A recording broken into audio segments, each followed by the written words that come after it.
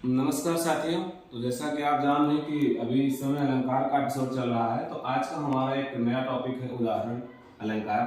तो उदाहरण अलंकार को हम कैसे समझेंगे कि किस काव्य में, किस कविता में कैसे कौन सा उदाहरण है या उदाहरण अलंकार है, तो कैसे हम पहचानेंगे।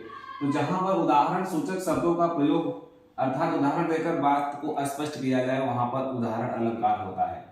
ठीक दृष्टांत अलंकार में भी थोड़ा सा विरोधाभास इससे मिलता जुलता है, लेकिन दृष्टांत अलंकार में कभी जैसे वैसे या उदाहरण को दिया नहीं जाता, ऐसे ही बात समझ में आ जाती है कि उदाहरण दिया जा रहा है, लेकिन यहाँ पर जैसे वैसे का जिक्र जो है किया जाता है, तो वहाँ उदाहरण अलंकार होता है। जैसे मान लीजिए यहाँ पर एक उदाहरण, और हाँ एक बात और है इसमें यह भी बता दें कि जैसे और जिस तरह या यथा या वैसे या जब तब, ये सब जो है शब्दों का समावेश देखने को मिलता है।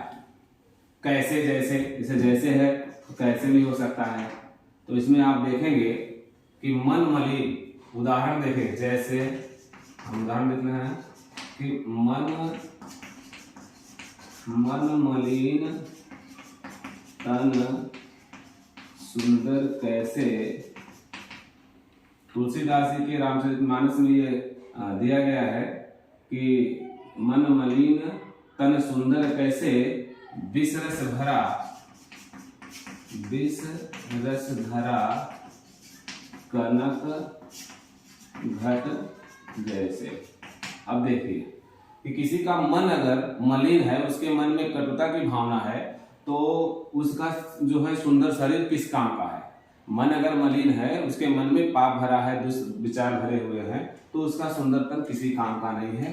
जिस प्रकार से विष रस धरा कनक घट जैसे, सोने का घड़ा भी हो लेकिन उसमें अगर मदिरा रखा हो तो वह किस काम का, वह जो है विद्वानों को या सज्जनों के किसी काम का नहीं है। तो इस प्रकार से आप देख लीजिए कि कैसे का जैसे से हम जो है इसको समझ सकते हैं।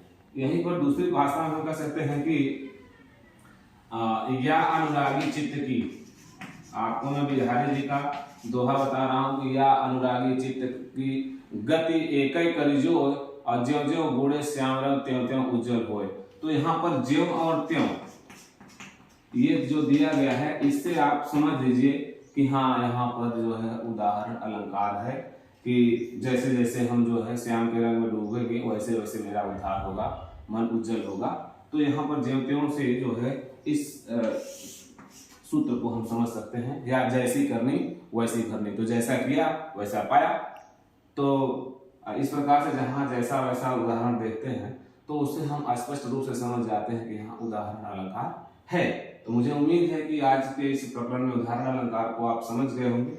बहुत जल्दी हम अगले अलंकार को लेकर के मिलते हैं, तब तक के लिए धन्यवाद।